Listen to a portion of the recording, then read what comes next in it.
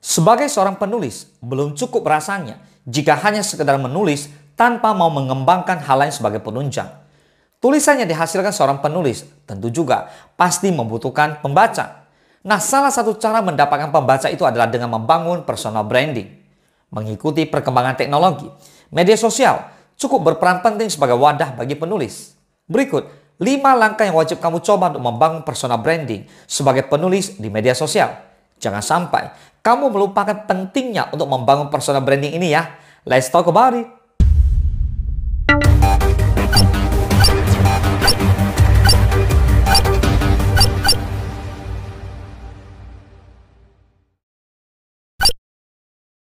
Yang pertama, mengenali kelebihan diri sendiri untuk memulainya.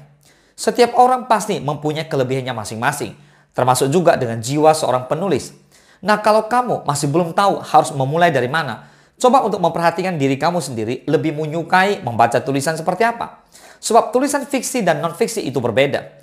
Satu-satunya cara untuk mengetahuinya adalah kamu bisa meyakinkan diri lebih suka membaca buku dengan genre seperti apa. Bisa jadi dari buku bacaan itu kamu menemukan banyak inspirasi baru. Tentu saja untuk menjadi penulis harus mau banyak membaca juga. Yang kedua, tentukan sosial media yang ingin dikembangkan. Ada banyak media sosial yang bertebaran saat ini.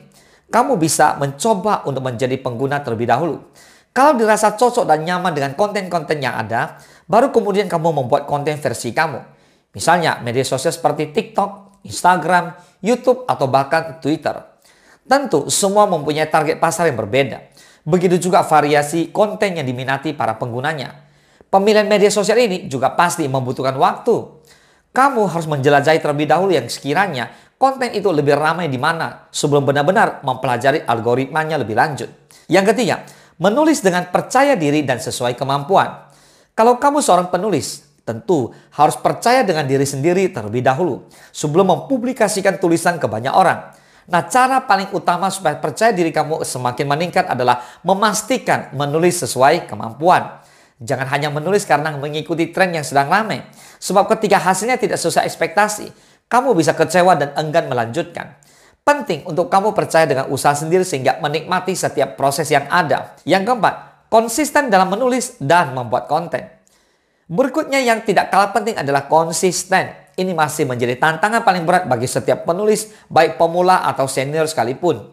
Meskipun konsisten ini berat untuk dijalani, jika diperjuangkan akan menghasilkan hasil yang luar biasa. Bahkan, terkadang kamu sampai lupa dengan perjuangan karena sudah menikmati hasil konsisten itu. Menulis dan jangan lupa untuk membuat konten di media sosial kamu ya. Keduanya sangat berkaitan satu sama lain dan akan menghasilkan hal yang luar biasa. Yang kelima, bergabung ke komunitas untuk memperluas relasi dengan penulis lainnya.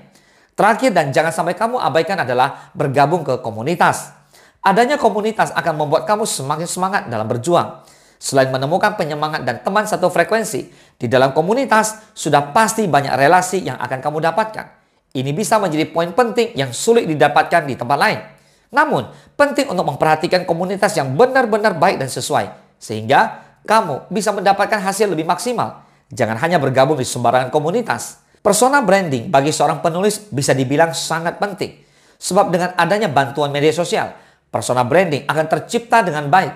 Alhasil, akan semakin banyak jangkauan pembaca yang kamu dapatkan untuk membaca karya-karya kamu. Semoga bermanfaat. Salam sukses. Dahsyat.